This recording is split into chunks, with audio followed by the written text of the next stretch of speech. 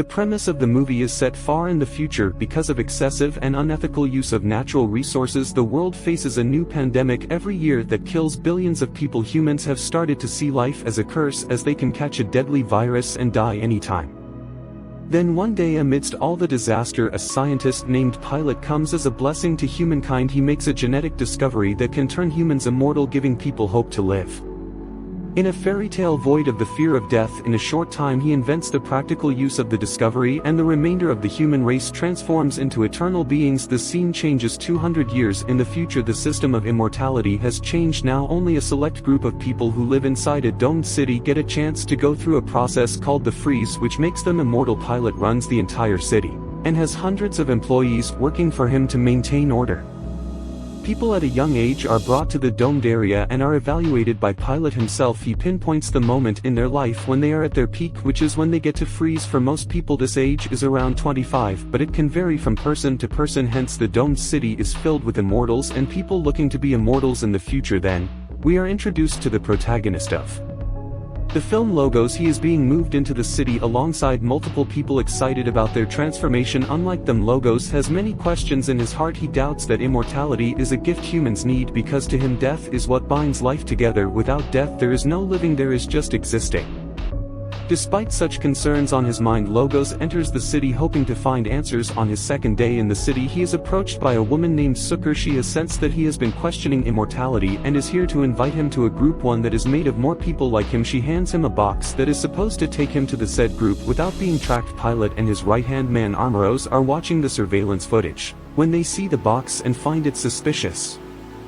Pilot asks Armoros to find out what the box is. Somewhere else, a tour guide Aki is telling a bunch of new citizens about the process of freezing. One of the new citizens inquires about someone who used to work closely with Pilot. Aki reveals that there was once a man who was as smart and intelligent as Pilot. They were partners until the man protested against the system of immortality and his memory was wiped clean. As a result, no one knows where he is now, but rumor has it that he has invented a program to end the entire immortality system before disappearing. Aki is later approached by Armoros, who takes her to meet Pilot virtually. The man wants Aki to spy on Logos and find out what he is up to, since she is a guide looking to be promoted into a guardian. It is a perfect way to test her abilities. In the following scene, Aki catches Logos and Sukkar together and eavesdrops on their conversation, but a smart Sukkar already knows they are being watched. She talks to Logos in circles and tells him to come to the church later, but to Aki it sounds like a normal friendly conversation. Later Pilot is told this, but he refuses to let go of the matter. He again asks Aki to continue to spy on Logos and make a report about all his activities. To do so, Aki has to be close to him, hence she approaches him. The next time she finds him alone,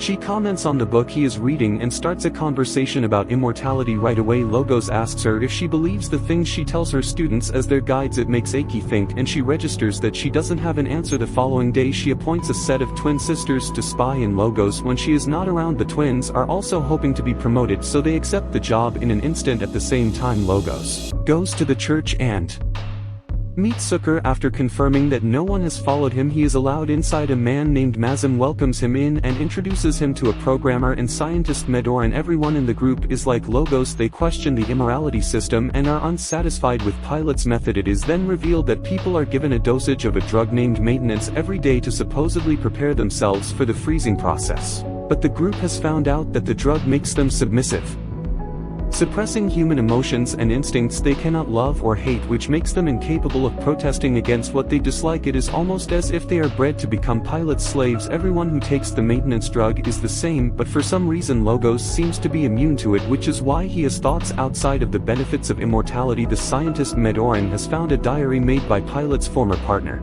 and is replicating the virus that will overturn immortality. The group's primary goal is to make people realize that they can feel happiness and sorrow, so they protest against the system and end Pilot's rule. In the following scene, Pilot is with his teenage daughter Amanda. She inquires about his ex-partner and reveals that his name was Helios. Amanda is a curious girl. She has many questions about the system her father runs, which normal Citizens would not be allowed to ask in a way. She is like Logos and the others from the group, and Pilot has started to realize it as well. In the morning, Logos wakes up because of a nightmare. He has been having a recurring dream where he is in the desert wearing a hazmat suit. The dream always ends with him struggling to breathe and passing out. Aki is adamant about the promotion and is willing to do anything to complete the task Pilot has given her that day. She approaches Logos again, posing as someone who wants to be his friend. However, in the middle of the conversation, she asks him if he takes the maintenance drugs that prepare him for the freezing process. Logos is taken aback by the question, but he lies and says yes. After some time, he is with the group that is planning to disturb the flow of maintenance drugs by changing the code, which can be done from the Capitol building. This is sure to show people how it is to feel human emotions, but to recode they need access to the underground tunnels of the Capitol building. Logos remembers that Aki works in the Capitol and her card can be used to gain access to areas that are otherwise not open to the general public. He goes to meet her and asks her if she takes her maintenance drug. Before she answers, the twins interrupt them. We see Armoros asking Aki what Logos was talking about, but she lies to him and claims that he just came to say hi. Logos's question remains on her mind for the rest of the day, hence she eventually goes to meet him. He trusts her and brings her to the rest of the group, revealing every step of their plan and their goal to someone who has been sent to spy on them. Aki is shocked, but she composes herself even after finding out how Pilot is controlling them. She doesn't comprehend the severity of the situation thanks to the maintenance drug she has been consuming every day. Aki is even more stunned when the group asks her to help them with their plan. She is given some time to think it over, but she takes this opportunity to tell Armoros everything she discovered.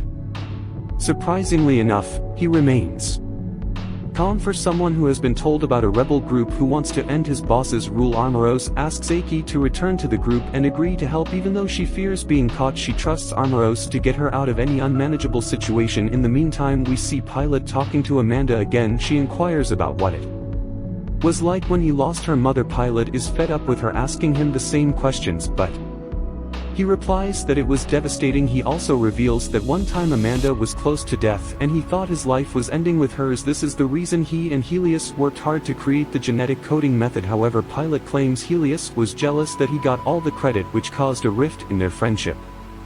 After hearing everything he has to say, Amanda comments that the last part changes every time he tells her the story. Then we see Aki come to the rebel group offering help. They create an elaborate plan and assign specific tasks to everyone before finally executing it, but when they sneak into the building and are about to enter the tunnel, an alarm rings. This is actually Aki and Armoros's plan to separate Logos from the rest of the group and arrest him. It works, and eventually he is captured and taken into the medical room. The doctors perform a memory wipe on him, causing him to forget everything. Aki feels terrible for doing what she did to Logos. After finding out that his memory was wiped, she protests that she wants to meet him, but Pilot warns her to do only the things she is asked to. Moreover, her presence might trigger some memories in him. Aki is distressed for a few hours before the twins inform her that they saw Logos earlier. Aki runs to meet him, but he fails to recognize her. He has also been given a heavier dosage of the maintenance medicine, which has turned him into an immortal. He doesn't feel any pain or happiness. In Aki's head, he is a living dead, not an immortal. It is then revealed that Aki has also not been taking her maintenance drug since the day she was told about Pilot's true intention. She finally realizes that she has made a huge mistake and runs to meet the rest of the group. Aki cries, apologizes, and begs for forgiveness, but the group doesn't trust her anymore. She then tells them about Logos and how he has been changed into a robot without memories.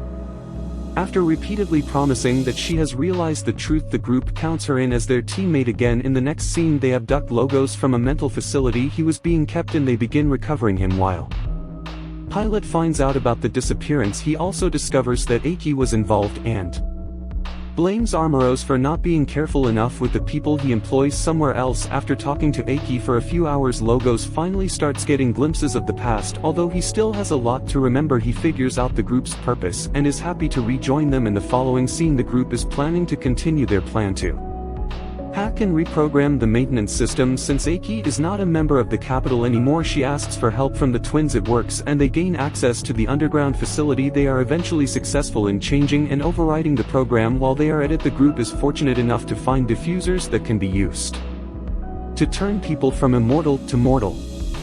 Then, We see the entire group escaping the city. They take shelter in between the mountains by building tents. Suddenly Logos has an epiphany and uses the diffuser on himself. Desperate to feel emotions, he passes out right after, which scares everyone. The doctor of the group helps him and he returns to consciousness in a few hours. Aki, who was scared for him, finally admits that she has started to like him. Logos also tells her that he feels the same. In the following scene, the group finds out that Pilot is launching a new program today that will strengthen his hold on humans. He wants to deliver a live message to his people, but the system is hacked by the group. Instead of Pilot, Logos appears on the screen and tells the people everything about Pilot's unethical way of controlling everyone. He asks them to think freely at least once and promises that everything will be crystal clear to them after that.